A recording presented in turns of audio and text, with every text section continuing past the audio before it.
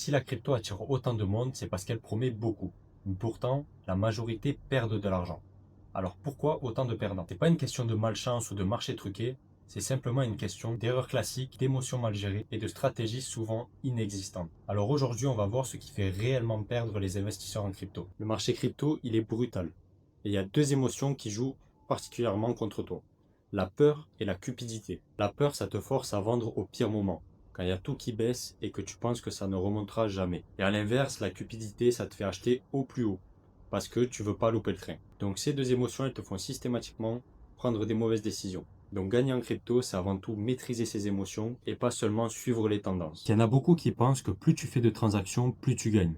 Alors que chaque transaction, ça te coûte en frais et en stress. Alors que chaque mouvement, ça ouvre la porte à des erreurs. C'est un faux sentiment de contrôle, on va dire. On croit que plus on agit, plus on maîtrise. Mais c'est pas vraiment le cas. En réalité, les portefeuilles les plus performants, c'est ceux qui font le moins de transactions. Pensez-y. Ceux qui ont gagné le plus, c'est ceux qui ont acheté du Bitcoin en 2013 et qui n'ont jamais touché à leur portefeuille. Ils étaient soit morts, soit ils ont perdu les codes.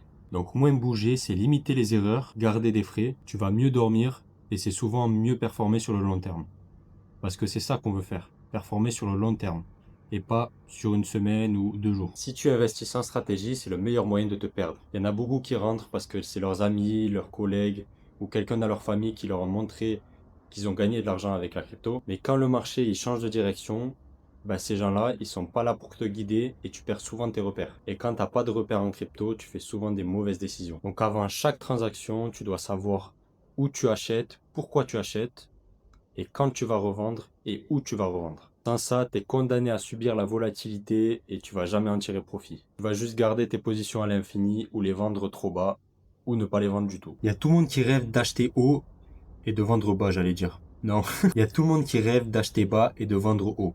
Mais c'est vraiment impossible. Donc essayez de trouver le bon timing, ça te laisse attendre trop de temps pour acheter ou vendre. Et en général, vu que la plupart des performances en crypto, elles se font sur quelques jours ou quelques semaines, tu vas louper ces mouvements. Et si tu loupes ces mouvements, c'est fini pour toi. Donc la vraie clé, c'est d'accepter que tu trouveras jamais le timing idéal. Et au lieu de chercher le bon timing, concentre-toi sur où tu veux rentrer, pourquoi tu veux rentrer et surtout sur la recherche et sur ta gestion de risque et de profit. S'il y a tant de gens qui perdent en crypto, c'est parce que au final, ils n'ont pas de stratégie, ils savent pas gérer leurs émotions ou ils suivent généralement la foule. Ils ont cette obsession pour soit acheter au plus bas ou vendre au plus haut.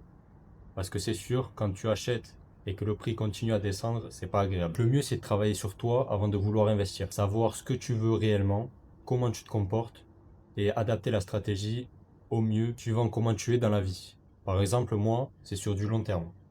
Parce que j'aime rien faire. C'est comme ça. Ça veut dire que je vais prendre des positions et je vais les garder sur 7, 8 mois minimum. Et le reste du temps, je regarde pas mon portefeuille, donc je peux faire d'autres projets ou me concentrer sur la recherche. Donc si tu commences par ça, tu auras déjà un peu plus de chance, tu verras. Et la manière dont tu penses, ça dépendra pas des autres. Donc voilà pour la vidéo, le boss. Je te fais des bisous.